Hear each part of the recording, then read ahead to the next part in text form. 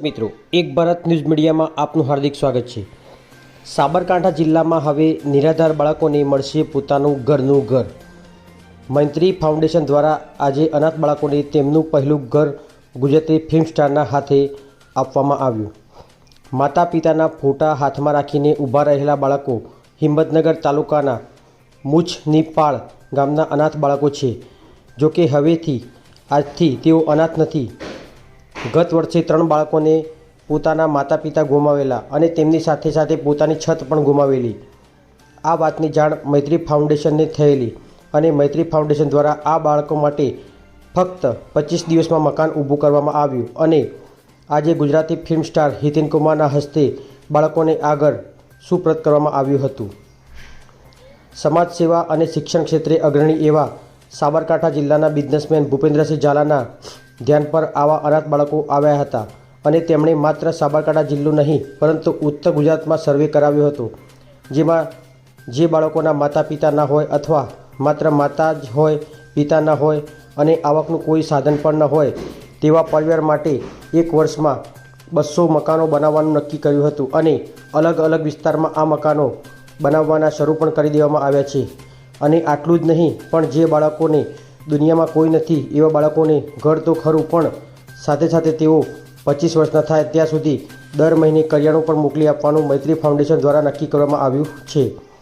સાબરકાંઠા જિલ્લામાં હાલમાં 30 જેટલા બાળકો એવા છે કે જેમના આગળ પાછળ કોઈ નથી, ત્યારે ભૂપેન્દ્રસિંહ ઝાલાએ સ્થાપિત કરેલું મૈત્રી ફાઉન્ડેશન આવા બાળકો માટે અને વિધવા મહિલાઓ માટે એક મજબૂત આધાર બન્યું છે।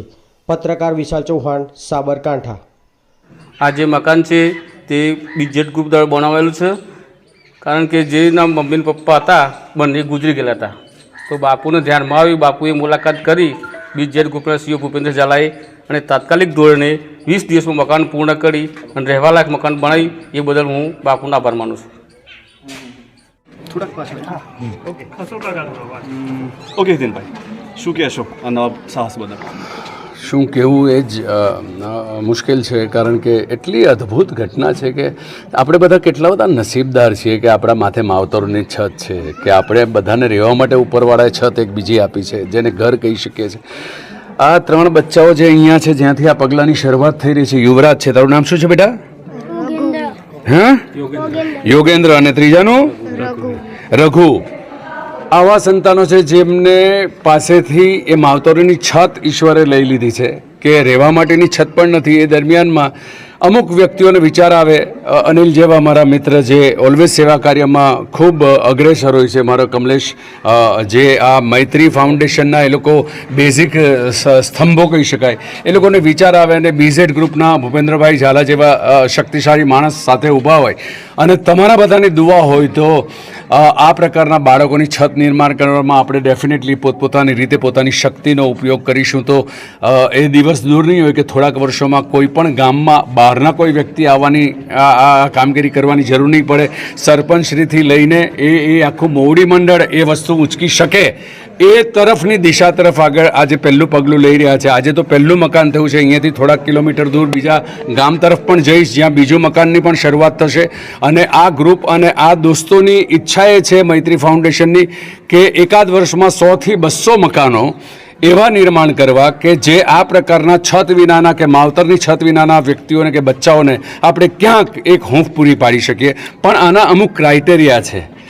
અમે આના વિશે જ્યારે લોકોની વચ્ચે પહોંચીએ છીએ ત્યારે એક વાત બહુ સ્પષ્ટતાથી કહું કે આ કોને મળી શકે અને કોને ન મળી શકે। જેને ખરેખર જરૂર છે, જેના માથે છત નથી કે એ છત બનાવનાર માવતર હાજર નથી અને જેની આર્થિક પરિસ્થિતિ ખૂબ નબળી છે, એના પરિવારની આર્થિક પરિસ્થિતિ ખૂબ નબળી છે કે એ લોકો પણ એમના માટે કશું નિર્માણ નથી કરી શકતા, એવા સંજોગોની અંદર મૈત્રી ફાઉન્ડેશન અને બીઝેડ ગ્રુપ કે મારા તમારા જેવા બીજા બધા જે મારી સાથે મિત્રો ઊભા છે એ એવા પ્રકારની વ્યક્તિઓ સાથે ઊભા રહીશું। માટે જે પણ અમારા ટેલિફોન નંબર પર સંપર્ક કરવાના પ્રયત્ન કરે તો આ જ 4 શરતો તમારે ધ્યાન રાખવાની છે કે કોને મળશે, કોને નહીં મળે। આ સેવાનો લાભ માત્ર પોતાના ફાયદા માટે ઉચકવાની ઘટનામાં આ શક્ય નથી બનવાનું, કારણ કે માત્ર અનિલ અને કમલેશ કે મારા જેવા જ વ્યક્તિઓ નથી જોડાયેલા, એની સાથે ખૂબ મોટી એક ટીમ જોડાયેલી છે જે એ પહેલે ચકાસણી કરશે કે કોને આપી શકાય એમ છે ને કોને નથી આપી શકાય.